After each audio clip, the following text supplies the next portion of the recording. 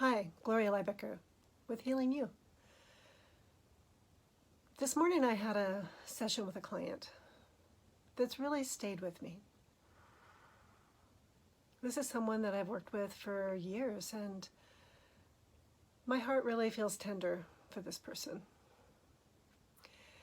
I want to be able to speak to something that isn't spoken to very often.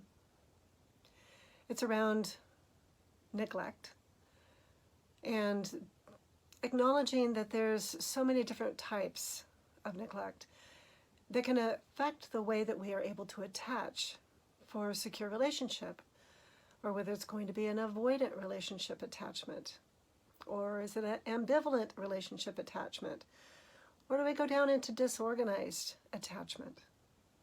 So those terms are all in the attachment theories, and they're not common to a lot of everyday people.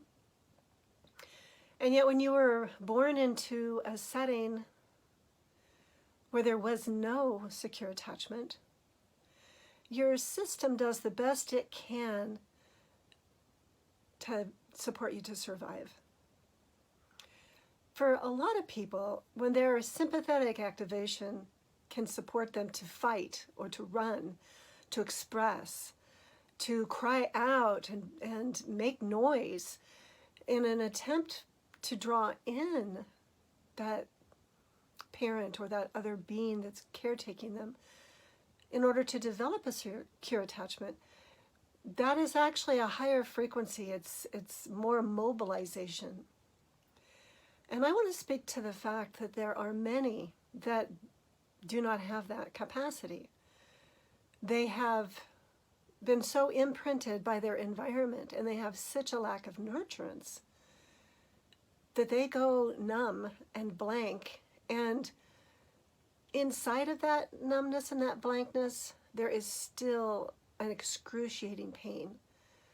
And that's the pain of not being caught, of not being felt or seen or heard, of not having the experience of somebody understanding what it's like for you to be you.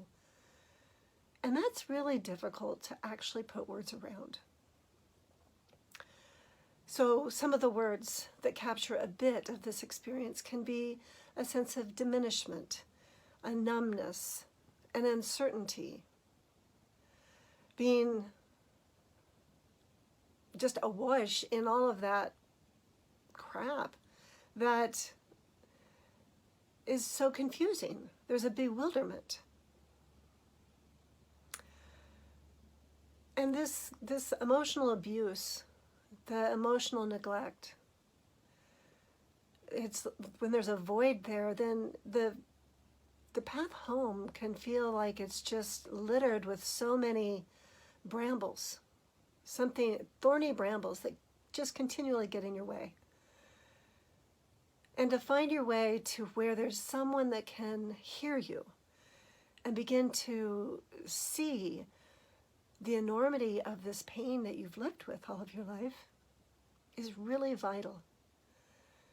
And the path home is not an easy one. I'm not going to pretend it is. And yet it is the path home.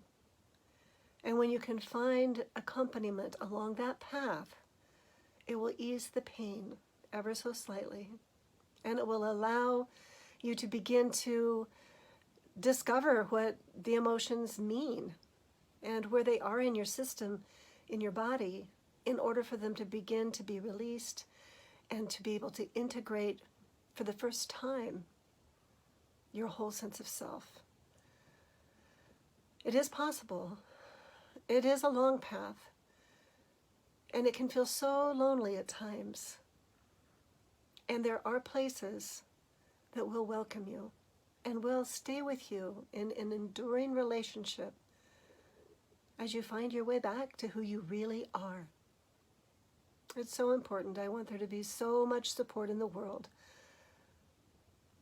for us human beings to find our way back to who we really are. So if this resonates with you and you don't have accompaniment in your life, I encourage you to be willing to reach out, to begin to explore what it might look like for you to have support along that path where there's all those brambles that seemingly block you from existing fully in your life. If you'd like to reach out to me, you can reach out to me at healingyoursanctuary.com. There's a place where you can click to schedule a free 30-minute conversation with me. And I'd love to explore what it might be like for you and make referrals as needed. Thanks for being on this journey with me today. Healing you.